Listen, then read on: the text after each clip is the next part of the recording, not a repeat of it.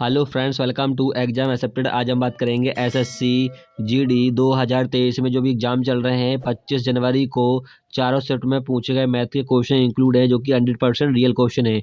कुछ स्टूडेंट ने क्वेश्चन भेजे हैं, जो कि हमें 13 क्वेश्चन मिले हैं एसएससी जीडी, लेकिन ये नहीं पता कौन से सेट के क्वेश्चन है। आप लोग देख लीजिएगा। चलिए देखते हैं क्वेश्चनों को। किसी वस्तु का विक्रय मूल्य 1170 है और वस्तु को 10% हानि पर बेचा जाता है। वस्तु का क्रय मूल्य ज्ञात करना है। ठीक है, सीपी ज्ञात करना है। देखिए यहाँ पर कह रहा है 10% की हानि होती है। 10% की हानि होगी हो जाएगा 90/100, और नीचे होता है आपका सीपी और ऊपर होगा आपका सेलिंग प्राइस। अब क्वेश्चन में सेलिंग प्राइस दे रखा है 90, यूनिट की वैल्यू कितनी दे रखी है आपको 1170 दे रखी है। ठीक है, तो यहाँ से काटोगे 1 0 से 1 0 कैंसिल आउट, और 9 से काटोगे 9 कम 9 9 27, और यहाँ से गुणा कर दोगे तो आपका सीपी कितना होगा 1300 रुपये। करेक्ट आंसर हो जाएगा। चलिए अगला क्वेश्चन देखते हैं।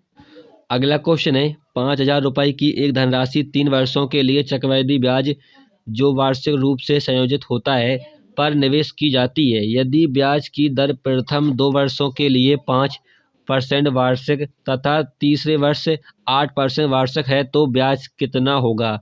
तो देखिए यहाँ पर सिंपल आपको तरीका बताऊंगा। देखिए धनराशि कितनी है 5000, और 5000 पर यहाँ पर कहा गया 2 वर्षों के लिए कितना 5%। तो 5000 पर पहले वर्ष पे निकालोगे चक्रवृद्धि ब्याज कितना निकलेगा, यहाँ पर निकाल के दिखाते हैं आपको। 5000 का 5% निकालोगे पहले वर्ष कितना निकलेगा 0 से 0, और यहाँ पर कितना 250। तो यहाँ पे चक्रवृद्धि ब्याज कितना निकला पहला वर्ष पर 250। दूसरे वर्ष पर निकालोगे 5% 5000 का, तो फिर से 250 निकलेगा। चक्रवृद्धि ब्याज में क्या होता है, ब्याज पर हमें ब्याज मिलता है। तो ये आपका 250 पर 250 मिला। अब यहाँ पर 250 का फिर से हम 5% निकालेंगे। 250 का 5% निकालेंगे, यहाँ पर निकाल के दिखाते हैं। ये आपका निकलेगा 0 0, और यहाँ से काटोगे 12.5, कितना 12.5। अब यहाँ पर क्या रहे कि तीसरे वर्ष 8% ब्याज हो, यानी तीसरे वर्ष पर कितना 5000 पर 8%। तो हम तीसरे वर्ष पर हम 5000 का 8% निकालेंगे तो कितना निकलेगा, यहाँ पर निकाल के दिखाते हैं। 5000 का 8% कितना निकलेगा 400 निकलेगा, तो 400 होगा। अब यहाँ पर देखिए 250 का पहले वर्ष पर 8% निकालोगे तो कितना निकलेगा, चलिए निकाल के दिखाते हैं। यहाँ पर 250 का 0 से 0, और 4 और 5 पंचों को 20, तो 20 निकला है। फिर से देखिए 250 पे 20 निकालेंगे हम 5%, 8% निकालेंगे 250 पे, फिर से 20 निकलेगा।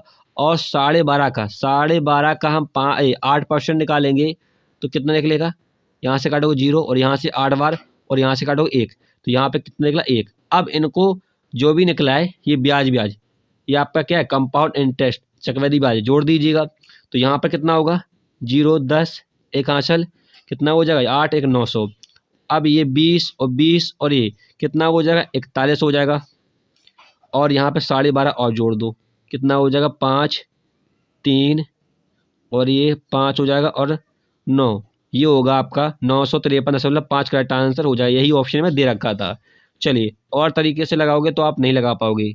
चलिए अगला क्वेश्चन देखते हैं। अगला क्वेश्चन है एक संख्या का 77% और उस संख्या के 40% के बीच अंतर कितना है 129.5 है, तो वह संख्या क्या होगी। तो यहाँ पर कह रहा है 77% और 40% के बीच का अंतर, इनका अंतर कितना है 37%, और यही प्रेजेंट करेगा 129.5 को। तो यहाँ से देखिए परसेंट हटाओगे तो यहाँ पर डबल 0 लग जाएगा, और दशमलव हटाओगे तो यहाँ पर 0, और 0 से 0 कैंसिल आउट, और यहाँ से काटोगे ये कटेगा आपका 3 5, और 0 था, तो 1 यूनिट की वैल्यू कितनी निकली 350, और यही होगा आपका आंसर। चलिए अगला क्वेश्चन देखते हैं। अगला क्वेश्चन यहाँ पर पूछा गया था प्रथम 12 पूर्ण संख्याओं का औसत कितना है। तो यहाँ पर कहा गया है प्रथम 12 पूर्ण संख्या, तो 12 से कम कर दीजिए कितना 11 बटे 2 करोगे तो यहाँ से काटोगे 66, और 66 पे यहाँ पर कहा गया प्रथम 12, तो 12 से डिवाइड कर दीजिए, तो 12 पंचे 60 दशमलव 12 पंचे 60, ये आपका आंसर होगा। चलिए अगला क्वेश्चन देखते हैं। अगला क्वेश्चन पूछा गया था एक ट्रेन 80 किलोमीटर प्रति घंटा की गति से एक स्थिर खंभे को 81 सेकंड में पार करती है, तो 1.2 किलोमीटर लंबे प्लेटफॉर्म को पार करने में इसे कितना समय लगेगा मिनट में ज्ञात करना था। देखिए यहाँ पर फॉर्मूला क्या होता है, D = ST। डी यहाँ पर डिस्टेंस, एस यहाँ पर स्पीड और टी यहाँ पर टाइम होता है। देखिए यहाँ पर स्पीड कितनी है, हम यहाँ से डिस्टेंस निकालेंगे। स्पीड आपकी है 80 किलोमीटर, ये 80 किलोमीटर प्रति घंटा में दे रखा है। इसको चेंज करेंगे मीटर प्रति सेकंड में चेंज करने के लिए 5/18 से गुणा करते हैं। टाइम कितना है यहाँ पर, टाइम 81 सेकेंड का। तो यहाँ से देखिए 9 × 81, 9 दूनी 18 और यहाँ से काटोगे ये 40, 5 को 20 और 9 दूनी 18, तो यहाँ पर कितना 9 दूनी 18, 1800 आप मीटर क्या निकली है, ट्रेन की लंबाई निकली है। ठीक है, अब यहाँ पर कह रहे यदि 1.2 किलोमीटर लंबे प्लेटफॉर्म कार पार करती है तो यहाँ पर ट्रेन की लंबाई कितनी है, ट्रेन की लंबाई आपकी 800 है और प्लेटफॉर्म की लंबाई कितनी है 1200, तब आपकी टोटल डिस्टेंस बनती है। अब ट्रेन की स्पीड किधर रखी थी आपको 80 और 80 को चेंज करोगे मीटर प्रति सेकंड में और टाइम यहाँ पर कह रहा है किस में, मिनट में ज्ञात करना है। तो पहले यहाँ से टाइम आपका सेकंड में निकलेगा। ठीक है, और 60 से हम यहाँ पर गुणा कर देंगे। देखिए 2 जीरो से 2 जीरो यहाँ पर कैंसिल होगी, यहाँ पर लिख लेते हैं 3000, ये हो जाएंगे कैंसिल। अब यहाँ पर देखिए 18 और यहाँ पर आप 2 से काटोगे, 4 से काटोगे, 4 से नहीं 2 से काटोगे तो यहाँ से कटेगा आपका 4 और यहाँ पर कटेगा आपका कितना, ये कट जाएगा 15 और 5 या 15 और ये हो जाएगा आपका तंत्र को 9/4 टाइम, ये आपका निकलेगा मिनट में क्योंकि हमने 60 से गुणा किया था यहाँ पर। और ये हो जाएगा आपका कितना 4 दूनी 8, 4 दूनी 8, ये होगा आपका मिनट। यदि दशमलव में दे रखा होगा तो दशमलव में चेंज कर लीजिएगा, आपका आंसर हो जाएगा। अगला क्वेश्चन देखते हैं। अगला क्वेश्चन यहाँ पर पूछा गया है ABC द्वारा एक निश्चित कार्य को क्रमशः 18, 36 और 54 दिनों में पूरा किया जाता है। बी ने कार्य को पूरा होने से 5 दिन पहले काम छोड़ दिया। सी ने कार्य पूरा होने के 10 दिन पहले काम छोड़ दिया। कार्य को पूरा करने के लिए आवश्यक दिनों की संख्या ज्ञात करना है। तो यहाँ पर देखिए ए जो है 18 में, बी जो है 36 दिनों में, सी जो है वो आपके 54 दिनों में। तो यहाँ पर देखिए 18, 36 का आप लासा लीजिए, कितना हो जाएगा 18 छक्का कितना होता है 8 48, 108, 108 आपका निकलेगा टोटल वर्क। और यहाँ से इफ़िशेंसी निकाल लीजिएगा। इफ़िशेंसी का मतलब होता है कार्य क्षमता, कार्य कुशल। तो यहाँ पर कितने बार जाएगा 6 बार और यहाँ पर आपका 3 6 18, हाँ 3 बार और यहाँ पर जाएगा आपका 2 बार। तो ये आपका तीनों का इफ़िशेंसी निकल के आ गया। फिर यहाँ पर क्वेश्चन में क्या रहे, बी ने काम होने से पहले 5 दिन पहले छोड़ दिया बी ने। तो यहाँ पे बी का एफिशिएंसी कितना 3 है, तो यहाँ पे 5 से गुणा कर दोगे 5 या 15। और सी ने 10 दिन पहले काम छोड़ दिया तो सी का एफिशिएंसी कितना है 2 है, 10 से गुणा कर दोगे कितना हो जाएगा 20।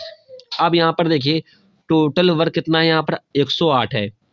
ठीक है, जब 5 दिन पहले या 10 दिन पहले छोड़ता है तो इनको जोड़ देंगे। तो यहाँ पे कितना 15 और 20 कितना 35 आप जोड़ दीजिएगा टोटल वर्क। क्यों जोड़ रहे हैं, क्योंकि यहाँ पे 5 दिन और 10 दिन पहले काम छोड़ रहे हैं। यदि ये कहता है 5 दिन बाद में या 10 दिन बाद में छोड़ते हैं तो हम घटाते हैं। तो यहाँ पे जोड़ दोगे 8 × 13 143 हो जाएगा 143। अब यहाँ पर कह रहे कार्य को पूरा होने के लिए आवश्यकता दिनों की संख्या होगी।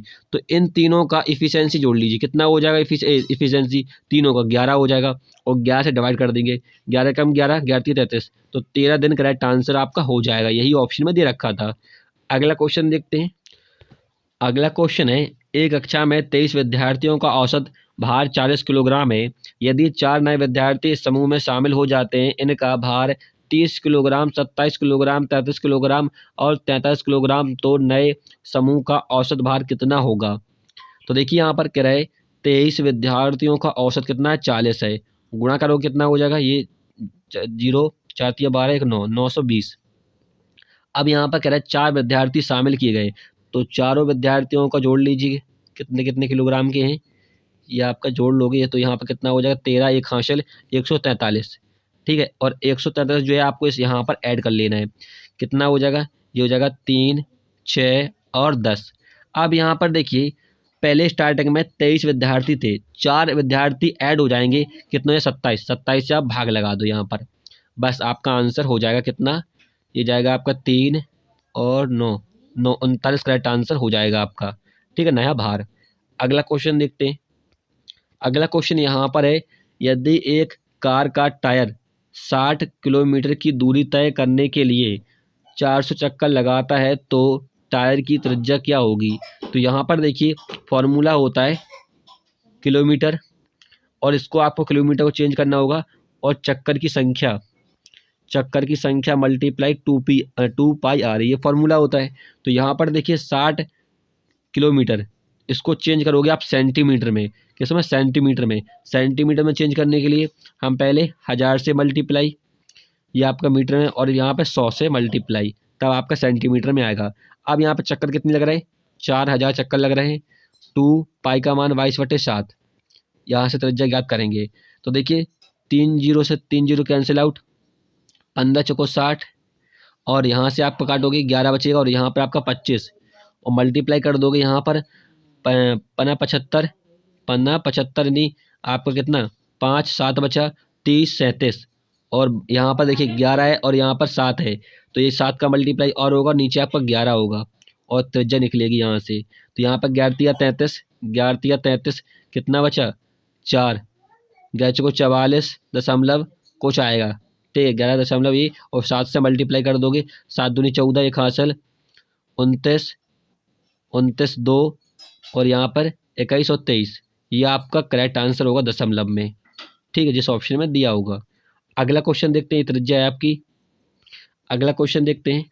अगला क्वेश्चन यहाँ पर कह रहा है, यदि कोई धनराशि 3 वर्षों में स्वयं की 7/6 गुनी हो जाती है तो ब्याज दर क्या होगा। तो देखिए यहाँ पर 7/6 गुनी कह रहा है, यानी आपका अमाउंट क्या होगा, मिश्रधन 7 होगा, प्रिंसिपल आपका जो नीचे दी जाती है वो इनिशियल वैल्यू होती है, जो कि आपका 6 होगा। इन दोनों का अंतर देख लोगे, क्या देख लोगे, अंतर या डिफरेंट, तो आपका क्या निकलेगा, ब्याज निकलेगा, जो कि 1 होगा।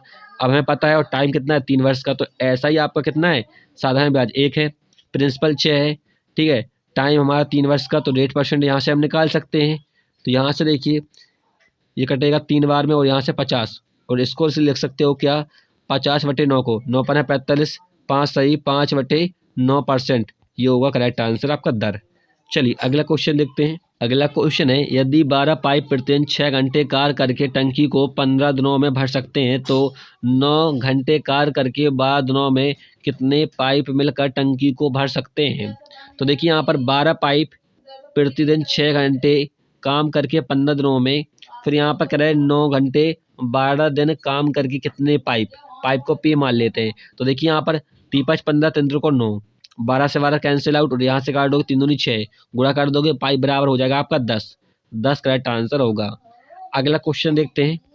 अगला क्वेश्चन यहाँ पर कह रहा है, यदि चक्रवृद्धि ब्याज और साधारण ब्याज के बीच 2 वर्षों का 400 रुपये अंतर है और ब्याज की दर 10% है तो मूलधन क्या होगा। सिंपल क्वेश्चन है। तो यहाँ पर देखिए आपका कंपाउंड इंटरेस्ट और साधारण ब्याज का अंतर कितना, 400 रुपया है, और यहाँ पर प्रिंसिपल हमें ज्ञात करना, रेट कितना है, हमारा रेट है 10, और यहाँ पर 100, और यहाँ पर टाइम। तो यहाँ से देखिए 0 से 0 कैंसिल आउट, और यहाँ पे कितना हो जाएगा 100, गुणा कर दोगे तो यहाँ पर पी बराबर कितना हो जाएगा, 400 था, और यहाँ पे 100 हो जाएगा, ये हो जाएगा आपका 40,000, आपका क्या होगा, ये आपका प्रिंसिपल मूलधन होगा।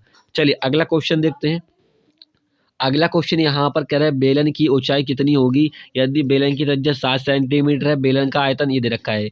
तो बेलन का आयतन क्या होता है, πr² होता है, जो कि आपको दे रखा है 1694 सेंटीमीटर। आपको त्रिज्या दे रखी है, पाई का मान होता है 22/7, त्रिज्या कितनी 7 सेंटीमीटर, स्क्वायर तो 2 बार इस प्रकार से लिख दीजिएगा, गुणा मत कर दीजिएगा क्योंकि आपकी कैलकुलेशन बढ़ जाएगी। तो यहाँ पर देखिए 7 से 7 कैंसिल आउट, 11 दूनी 22, 11 कम 11, और कितना बचा यहाँ पर, 11 कम 11 5 बचा, 11 पन्ना 55, 11 चौको 44, और यहाँ से 7 से काटोगे 7 दूनी 14, 7 दूनी 14, यहाँ से काटोगे 11, तो यहाँ पे ऊंचाई निकली है 11 सेंटीमीटर, करेक्ट आंसर हो जाएगा। अगला क्वेश्चन देखते हैं। अगला क्वेश्चन है, 3 कक्षा में विद्यार्थियों की संख्या का अनुपात 4:5:6 है, यदि प्रति कक्षा से 15 विद्यार्थियों को निकाल दिया जाता है तो यह अनुपात 7:9:11 हो जाता है। तो तीनों कक्षा में प्रारंभिक विद्यार्थियों की कुल संख्या कितनी थी। तो यहाँ पर देखिए क्या कह रहा है कि अनुपात कितना है, अभी 4:5:6 है, ठीक है, फिर अनुपात कितना हो जाता है, 7:9:11 हो जाता है। तो यहाँ पर देखिए 15 विद्यार्थी निकाल रहे हैं, तो यहाँ पर देखिए इनका अंतर कितना का है, यहाँ पर अंतर 2 का है, तो 2 से मल्टीप्लाई यहाँ पर कर दीजिए, और यहाँ पर अंतर कितने का, 1 का अंतर है, 1 का मल्टीप्लाई यहाँ कर दीजिए, तो यहाँ पर हो जाएगा 4 दूनी 8, 5 दूनी 10, और 6 दूनी 12 और यहाँ पर हो जाएगा 7:9:11 हो जाएगा। अब यहाँ पर देखिए क्या कह रहा है, इनका प्रारंभिक विद्यार्थियों की कुल संख्या। तो यहाँ पर देखिए इनका टोटल कितना हो रहा है, ये हो रहा है आपका 30, हो रहा है 30, ये प्रारंभिक विद्यार्थी हैं आपके। अब यहाँ पर देखिए इनका अंतर कितने का अंतर है, यहाँ पर 1 का अंतर है। कितने विद्यार्थी निकल रहे हैं, 15 विद्यार्थी। तो 15 मल्टीप्लाई 1, क्योंकि यहाँ पर अंतर क्या समान है, 1 का अंतर है 15। ठीक है, 1 यूनिट की वैल्यू कितनी है, 15 है। गुणा कर दोगे यहाँ पर 15 45, तो यहाँ पर 450 होंगे प्रारंभिक विद्यार्थी की कुल संख्या। करेक्ट आंसर हो जाएगा। क्लियर है। चलिए फ्रेंड्स, हमें इतने ही क्वेश्चन मिले थे, और भी क्वेश्चन मिलेंगे तो आगे करा देंगे। ठीक है, वीडियो हेल्पफुल लगे तब उसे लाइक कीजिएगा। फिर मिलेंगे नेक्स्ट वीडियो में। जय हिंद।